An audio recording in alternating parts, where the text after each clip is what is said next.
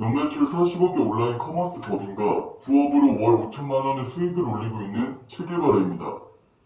앞으로 제가 수많은 실패를 통해 배웠던 것들을 하나씩 공유해 보도록 하겠습니다. 저는 다소 늦은 30대 초반 나이에 첫 사업을 시작했고요. 현재 30대 중반에 경제적 자유를 얻었습니다. 40대 이전에는 경제적 자유 이상의 완전한 자유를 얻는 것이 목표입니다. 처음에는 월 1,000만 원만 벌어도 좋겠다라는 생각을 했던 것이 불과 몇 년 전인데요. 일 중독인 성격 때문에 뒤도 안 돌아보고 달리다 보니 어느덧 이렇게 되어 있네요.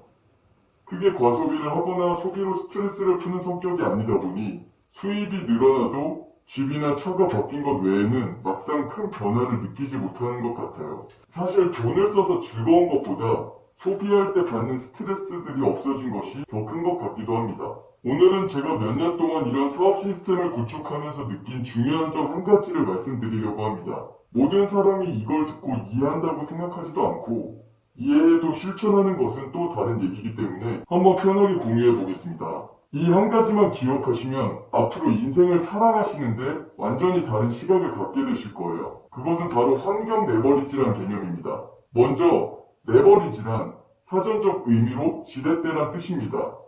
적은 힘으로도 큰 힘을 낼 수 있게 해주는 지렛대의 효과를 어떻게 활용할지가 여러분들 인생에서 부자와 가난을 결정짓게 됩니다. 100년 전에는 무식해도 열심히만 하면 성공한다 라는 말이 진리였지만 세계 금융 부호들이 레버리지 전략을 통해 막대한 부의 축적을 이뤄내고 있는 21세기에 이 말은 절반만 맞는 얘기일 수 있습니다.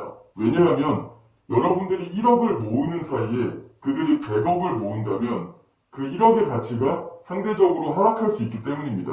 즉, 현대시대에 맞는 방향성과 전략 또한 중요하다는 의미인데요. 여러분들이 이 개념을 정확히 이해하지 못한다면 평생 1대1 등가 교환만 하다가 노동의 홍수에 파묻혀 생을 마감하실 수 있습니다. 먼저 건설직 현장에서 일을 하시는 용역분들의 예를 들어보겠습니다. 그분들은 이 세상 누구보다도 일찍 일어나시는 분들입니다. 부지런하시고요. 땀도 많이 흘리십니다. 당연히 열심히 사신다고 말할 수 있습니다. 하지만 매우 안타깝게도 그들이 신체적인 고통과 위험을 담보로 하면서 피땀 흘려 노동한 후 가져가는 보수는 그렇지 못합니다. 이는 그분들이 하는 행위가 가치가 없어서가 아닙니다. 노동을 금전으로 1대1 교환하는 형태이기 때문에 그렇습니다. 택배기사, 배달원, 직장인 모두 마찬가지입니다. 1을 투입하면 1이 나오기 때문에 더 많은 수입을 위해서는 2, 3, 4 투입량을 늘려야 하는데 그 과정에서 지치거나 몸이 상하거나 하는 경우가 대부분입니다. 그렇기 때문에 애초에 업무의 분업 및 위임을 통해 사업화가 힘든 형태의 일은 레버리지를 사용하기가 몹시 힘듭니다. 어떤 업무를 하시건 간에 이 레버리지가 가능한 부분이 있는지를 먼저 고민하신다면 앞으로 직장생활이나 사업을 하실 때 이게 편한 일인가 고소득인가 이런 것들보다는 레버리지를 통해 사업화가 가능한 구조인가 라는 것을 먼저 신경 쓰시게 될 것입니다. 그리고 이 부분에 대한 답을 찾으신다면 여러분들은 머지않아 경제적인 자유를 성취할 수 있습니다. 지금부터 그 질문에 대해 제가 찾은 답을 말씀드리겠습니다. 이는 정답은 아니고 개인적인 의견이니 참고만 해주시기 바랍니다. 그럼 레버리지면 레버리지지 환경 레버리지는 도대체 뭐냐라는 의문이 드실 텐데요. 환경 레버리지를 설명하기 전에 그냥 레버리지에 대한 개념들을 좀 더 깊이 살펴보겠습니다. 위에 말씀드린 일반적인 레버리지를 극대화하려면 두 가지가 필요한데요. 그 두 가지는 바로 전문성과 자금입니다. 첫째, 전문성과 자금이 둘 다 있는 경우 여러분은 더 이상 돈에 대한 걱정을 하실 필요가 없습니다. 아니, 이미 안 하고 계실 수 있겠죠. 돈이 따라올 거예요. 두 번째, 전문성은 있고 자금이 없는 경우 이런 경우 시간은 좀 걸리겠지만 결국 부자 혹은 중산층 정도는 충분히 되실 수 있습니다. 세 번째, 자금만 있고 전문성이 없는 경우 가장 안 좋은 케이스인데요. 자금을 까먹을 확률이 굉장히 큽니다. 수십억을 까먹는 일도 충분히 가능합니다. 여러분들은 어디에 해당되시나요? 안타깝게도 아마 이 영상을 보시는 많은 분들은 전문성과 자금 이 두 가지가 모두 결여된 상태일 확률이 높을 것입니다. 괜찮습니다. 저 또한 4년 전에는 마찬가지였습니다. 그럼 여기서 여러분들이 선택할 수 있는 선택지는 전문성을 키울 것이냐, 혹은 자금을 모아서 금융 레버리지를 활용할 것이냐가 될 텐데요. 이 금융 레버리지 전략은 사실 보통 직장인들은 하기가 쉽지 않습니다. 금융 레버리지를 활용할 정도의 자금을 모으는 것 자체가 보통 직장인 수입으로는 어렵기 때문입니다. 10억으로 1억 벌기는 쉽지만 1000만 원으로 100만 원 만들기는 어렵습니다. 이게 금융 레버리지의 특징입니다. 그리고 많은 직장인들이 피땀 흘려 저금을 해도 부모님이 아프시거나 개인 사정으로 휴직하거나 친구에게 돈을 빌려주거나 하는 돌발 상황 때문에 이런 레버리지를 할 만한 큰 자금이 쉽게 모이질 않습니다. 그래서 이 금융 레버리지는 딴 세상 사람들의 이야기로 들리는 경우가 많을 것입니다. 어찌어찌해서 돈을 모으더라도 그에 맞는 그릇, 즉 투자 전문성이 없는 상태이므로 허무하게 까먹는 경우도 많습니다. 평생 모은 퇴직금을 아무런 경험도 없는 요식업 매장을 오픈하는 데 올인한다거나 주위 말만 듣고 주식이나 부동산에 몇 년 동안 모은 예금을 그대로 투자했다가 큰 손실을 보는 경우, 이것들이 대부분 자금은 있는데 전문성이 없는 경우입니다. 이것의 가장 큰 문제는 이 손실을 다시 복구하기 위한 시간이 남아있지 않다는 것입니다. 나이는 이미 먹을 대로 먹었고 다시 돈을 모으려면 최소 수년이 걸리기 때문입니다.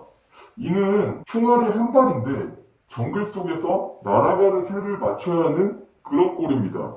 새를 못 맞추면 굶어 죽는 그런 상황인데도요. 이게 굉장히 상식적인 생각이고 조금만 깊이 생각해보면 다 알 수 있는 내용인데 무서운 사실은 우리나라 국민들 대부분이 이 테크트리를 따라간다는 것입니다.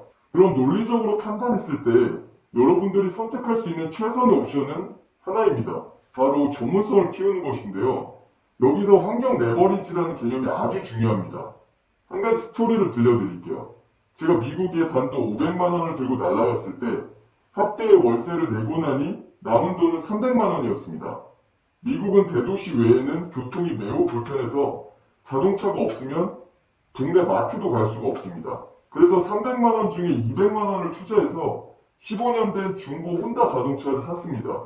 그러고 나니 남은 돈은 100만 원이었고 당장 다음 달에 학비와 월세를 못 낼 판이었습니다.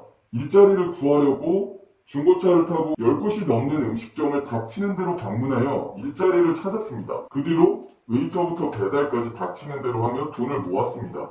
그러던 어느 날 알바를 하던 중 식당 주방에서 스페니쉬 계열 친구들과 대화를 나눈 적이 있었습니다. 아, 오늘 좀 빡세네. 힘들다. 다른 유학생들은 좋은 차에 레스토랑 다니면서 데이트하는데 난 뭐 하는 거지? 서툰 영어로 제 처지에 대해 한탄하던 저에게 그 에콰도르 친구는 더 서툰 영어로 이런 말을 했습니다. 헤이, 나는 미국 국경을 넘기 위해 산을 3일 동안 걸어왔어. 근데 도착한 지 얼마 안 돼 이민국 요원들에게 잡혀 비행기를 타고 추방당했지. 웃기지 않아? 올 때는 굉장히 힘들었는데 돌아갈 때는 편하긴 하더라고. 하하. 그리고 말을 이어갔습니다. 그래서 다시 출발했어. 또 3일을 걸었지. 왜냐고? 돈이 없었으니까. 지금은 여기 주방에서 일을 하며 번 돈을 고향의 가족들에게 거의 다 보내고 있고 고향에 가면 내 집도 있고 가족들도 다 잘 살고 있어. 난 몇 년만 더 열심히 일해서 돌아가려고 해. 지금 너무 행복해. 이 얘기를 들은 저는 머리를 한 대 맞은 느낌이었습니다. 저도 나름대로 한국에서부터 고생이라면 좀 해본 편이었는데 이 친구랑 비교해보니 그런 고민들이 너무나도 초라해 보였기 때문입니다. 그 대화 뒤로 저는 집에 돌아가 곰곰이 생각해보았습니다. 진짜 힘든 것의 기준은 무엇일까? 정말 악조건이란 것은 무엇일까? 우리나라가 정말 헬조선인 것인가? 그리고 제 처지에 대한 비교를 우리나라 내에서가 아니라 세계로 확장해보기 시작했습니다. 제가 만약 몽골 소수민족으로 태어났다면 스마트폰이란 것을 만져보지도 못하고 생을 마감할 수도 있었습니다. 만약 아프리카에 태어났다면 빈민층으로 태어나 제대로 교육의 기회도 없이 빈민층으로 생을 마감할 확률이 90% 이상입니다. 만약 아마존에 태어났다면 어떨까요? 교육은커녕 바이러스에 감염돼서 태어나자마자 사망할 수도 있습니다. 이런 척박한 환경과 비교해보니 저는 투정을 부리고 있었다는 생각이 명쾌해졌습니다. 이렇게 관점을 바꾸니 어떤 악조건 속에서도 힘들다는 말이 두 번 다시 나오지 않았습니다. 너무 안 좋은 나라와만 비교한 것 아닌가 싶어서 다른 선진국과도 비교를 해보았습니다. 유럽 좋은 부분도 분명히 있지만 안 좋은 나라들의 단점과 비교했을 때 이 유럽의 장점이 그렇게 크진 않았습니다. 미국? 마찬가지로 물론 장점이 있는 나라지만 우리나라가 더 뛰어난 점도 분명히 있었습니다. 즉, 이 지구상에는 우리나라보다 모든 면이 월등하게 뛰어난 나라는 거의 없지만 우리나라보다 모든 면이 월등하게 떨어지는 나라는 굉장히 많다는 결론에 도달할 수 있었습니다. 제가 재밌는 질문 하나 해보겠습니다. 들은 즉시 3초 안에 대답해 보시기 바랍니다. 당신에게 버튼을 하나 주고 그 버튼을 누르면 지구상의 어떤 나라 중에서 랜덤으로 다시 태어날 수 있다고 하겠습니다. 유럽, 미국, 중국, 일본, 베트남, 캄보디아, 아프리카는 물론 섬, 산속마을까지 포함한 말 그대로 제한 없는 랜덤이라고 하겠습니다. 반대로 버튼을 누르지 않으면 한국인으로 계속 살아갈 수 있습니다. 지금 당신은 버튼을 누르실 건가요? 3, 2, 1. 어떤가요? 아마 많은 분들이 머뭇머뭇하셨을 겁니다. 네, 맞습니다. 세계를 기준으로 봤을 때 한국은 꽤 살기 좋은 나라입니다. 여러분들이 생각하는 것보다 훨씬 더요. 이걸 인정하는 것이 첫 단계입니다. 이것을 인정했을 때 얻을 수 있는 것이 한 가지 있습니다. 주어진 상황에서 불평 없이 감사하며 늘 최선을 다해 집중할 수 있게 됩니다. 어찌 들으면 뻔한 종교의 교리 같은 느낌이 나지만 실제로 이런 마인드셋은 우리 인생을 살아가는데 굉장히 긍정적으로 작용합니다. 그럼 이제 정말로 환경 레버리지에 대한 개념을 설명해 보겠습니다. 환경 레버리지란 위에 길게 설명드린 대로 지금 개개인이 처한 상황에서 전문성도 백도 돈도 아무것도 없을 때 상황에 불평하는 것 대신에 주변 환경에서 즉시 레버리지를 할 수 있는 수단이 무엇인지 곰곰이 고민해 보는 것입니다. 그건 바로 인터넷입니다. 허무하시다고요? 끝까지 들어보세요. 우리나라는 아무리 가난해도 집에 컴퓨터 하나씩은 다 있고 스마트폰 하나씩은 다 있는 것이 현실입니다. 그리고 인터넷이란 것에 거부감이나 불편함이 없습니다. 네, 대한민국은 전 세계에서 몇 안 되는 인터넷 강국입니다. 그런데 문제는 여러분들이 그 소중함을 잊고 계시다는 겁니다. 공기처럼 당연한 이 인터넷이 엄청난 환경 레버리지라는 것을 인지하신다고만 해도 여러분들의 삶은 매우 크게 바뀝니다. 제 말을 믿어보세요. 이 인터넷, 정확히는 인터넷을 통한 검색이라는 환경 레버리지는 무에서 유를 창조할 만큼 여러분의 수익을 월 2, 300에서 2, 3천만 원으로 바꿔줄 만큼 충분히 강력합니다. 이 검색 능력에 따라 아무런 지식이 없는 중학생이 평생 의학 지식을 공부해온 의사와 특정 주제에 한해 토론하는 것이 가능합니다. 설령 다리가 불편한 장애인이더라도 무한하게 지식을 확장하여 사업체를 형성하는 것도 가능합니다. 다시 정리해 보겠습니다. 대부분 가지고 있는 인터넷이라는 환경 레버리지로 여러분들은 서두에 말씀드렸던 전문성을 단기간에 극대화할 수 있습니다. 장단컨대 특정 분야에 대해 1개월만 인터넷으로 제대로 리서치하시면 웬만한 전문가보다 더 많은 지식을 얻으실 수 있습니다. 그러고 나서 그 전문성이란 지렛대를 가지고 금전으로 레버리지를 하시면 됩니다. 전문성을 금전으로 바꾸는 레버리지의 형태는 매우 다양합니다. 전자책, 강의, 컨설팅, 온라인 콘텐츠 제작, SNS 육성, 그래픽 디자이너, 광고 대행 등 온라인에서 활발하게 운영되는 비즈니스 대부분이 인터넷만으로 배울 수 있는 전문성을 기반으로 진행된 것들입니다. 돈을 쓸어 담는 광고 대행사 대표나 SNS 인플루언서들 중에서 대학교에서 광고 홍보학과를 나온 사람 보셨나요? 전자책으로 대박을 낸 사람이 인문학과나 철학과, 언론계에 종사하던 사람이던가요? 아닙니다. 대부분 온라인 시장 안에서 어떤 것에 집중하고 몰입하여 단기간에 엄청난 전문성을 갖춘 후 그런 경지에 이르게 된 것입니다.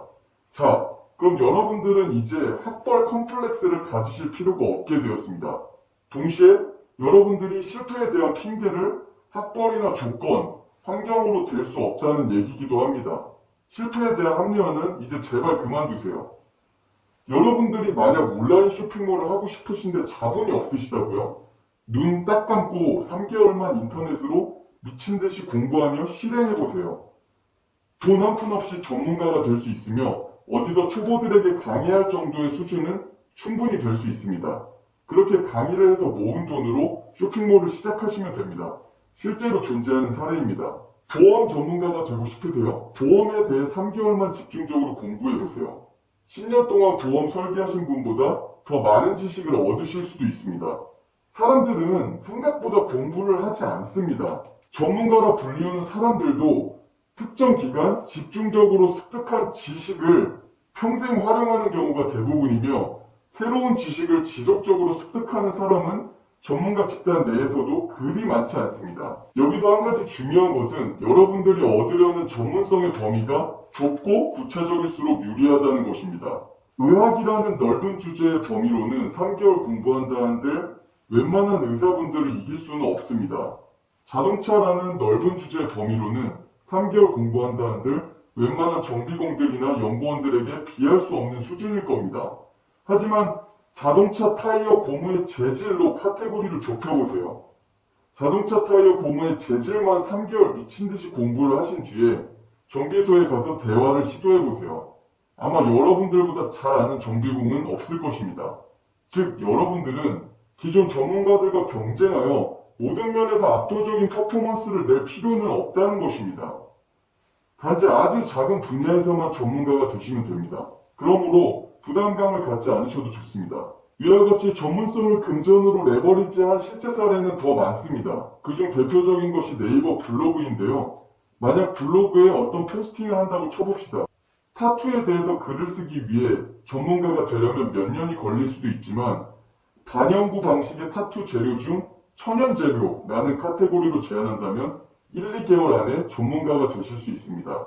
지금 들으시면서 혹시 에이 듣다 보니 그냥 네 이론일 뿐이잖아 라고 생각하실 수도 있습니다. 그런 분들을 위해 실제 제 경험을 가지고 왔습니다. 저는 8년 전 온라인 유통을 전혀 모를 때 반영구 타투용품 판매 업체에서 직원으로 일을 한 경험이 있고 그 당시 타투에 관련된 지식이 1도 없었습니다. 며칠 인터넷으로 뒤져보니 국내 반영구 타투 시장이 굉장히 폐쇄적이어서 고인물들이 많다는 점을 캐치한 저는 해외의 신선한 사례들과 최신 기술에 관심이 갔고 그것들을 구글 번역기를 통해 해석해가면서 네이버 블로그에 정리해서 포스팅하기 시작했습니다. 정확히 포스팅한 지 2주 뒤부터 많은 반영구 업체로부터 연락을 받았습니다. 그때 제 블로그 이웃은 100명도 되지 않았으며 일 방문자도 100도 안 되는 아주 작은 블로그였습니다. 하지만 제 블로그를 방문한 몇 안 되는 사람들은 거의 대부분 저에게 흥미를 보였으며 제가 소개한 제품들을 어디서 살 수 있냐는 문의를 하였습니다. 저는 물건을 팔려고 하지도 않았고 뭘 사라고 하지도 않았는데 말이죠. 그냥 해외에 있는 반영구 타투에 대한 정보들을 정리해서 쉽게 풀어낸 것 뿐이었습니다. 말씀드린 예와 같이 어떤 특정 세부 카테고리에 대한 전문성을 키우신다면 그것에 관심 있는 사람들은 여러분들에게 무한한 신뢰를 가질 것입니다. 왜냐하면 그렇게 세부 카테고리 하나만 집요하게 다루는 사람은 많지 않기 때문입니다. 지금은 8년 전이랑 상황이 다르지 않냐고요? 별로 다르지 않습니다. 이에 대한 자세한 팁은 나중에 다시 다뤄보겠습니다. 두 번째는 전자책입니다. 최근 전자책이란 것이 대중들에게 어느 정도 알려지면서 시장이 매우 커지고 있는데요. 여기서 말하는 전자책은 아마존이나 교보문고, 밀리의 서재 이런 곳에서 정식으로 출판되는 전자책을 얘기하는 게 아닙니다. 여러분들이 아주 좁은 분야에서 단기적으로 축적한 지식은 사실 그렇게 책으로 낼 만한 것은 아닙니다. 논문을 쓸 정도는 더더욱 아니고요. 이건 인정합시다. 하지만 괜찮습니다. 그런 지식을 정리해서 PDF로 만든 개인적인 전자책일지라도 기꺼이 돈 주고 사려는 사람들이 여러분 생각보다 많습니다. 여러분들이 쌓은 지식은 비록 논문에 실려 권위적인 박사들에게 인정받기는 힘들지만 어떤 특정한 조건의 사람들에게는 아주 흥미로운 내용일 수도 있다는 것입니다. 예를 들어 살 빼는 법이라는 주제로는 여러분은 시장에서 경쟁력이 없습니다. 하지만 평범한 50대 회사원 가장이 4주 만에 5kg 감량한 노하우, 요요 없이 라고 주제를 제안해 봅시다. 평범한 50대 회사원 혹은 단기간에 살을 빼야 하는 사람들, 혹은 요요를 겪었던 사람들은 관심 있게 볼 것입니다. 50대 회사원인데 단기간에 살을 빼야 하는 사람들이라면 구매할 확률이 매우 높습니다. 50대 회사원인데 단기간에 살을 빼야 하고 요요를 겪었던 적이 있는 사람의 경우에는 99%의 확률로 구매할 것입니다. 즉, 여러분들은 전 국민을 상대로 장사를 할 필요는 없다는 것입니다. 타깃이 아주 구체적일수록 그 당사자들에게는 이거 내 얘기잖아. 날 위한 내용이잖아. 라는 생각이 들 수밖에 없는 것입니다. 이해되시나요? 타겟을 좁히고 목표치를 작게 설정하세요. 여러분들은 100만 부가 팔리는 베스트셀러 작가가 되는 것이 목표가 아닙니다. 단 100명에게만이라도 호소력 있는 메시지를 전달하는 것을 목표로 잡으세요. 그리고 그들의 문제를 해결하는 데 집중해주세요. 그럼 분명히 판매는 이루어집니다. 그 지식이 다소 부족하더라도 말이죠. 이 전략이 실제로 먹히는지 궁금하시다고요? 그래서 또 제가 직접 해보았습니다. 제가 알고 있는 부업 모델 중 하나를 잘 정리하여 전자책으로 만들었습니다. 3일 정도 걸렸습니다. 그리고 사이트를 하나 만들었습니다. 하루 걸렸습니다. 그리고 저는 판매에 활용할 수 있도록 키워놓은 SNS가 없었기 때문에 SNS 광고를 해서 강제로 제 메시지를 사람들에게 노출시키기로 하였습니다. 다음이 그 결과입니다.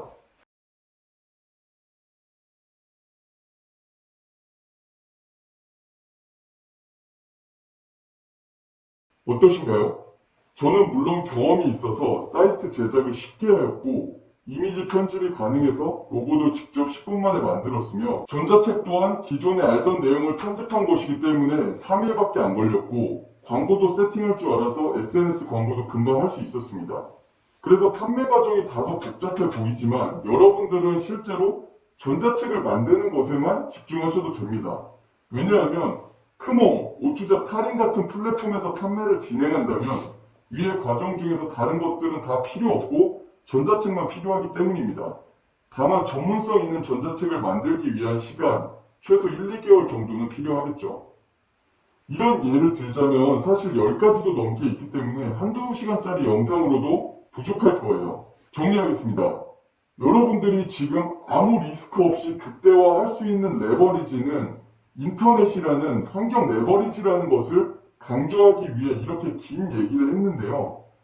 환경 레버리지의 개념에 대해서 아주 확실하게 이해만 하셔도 절반은 성공입니다.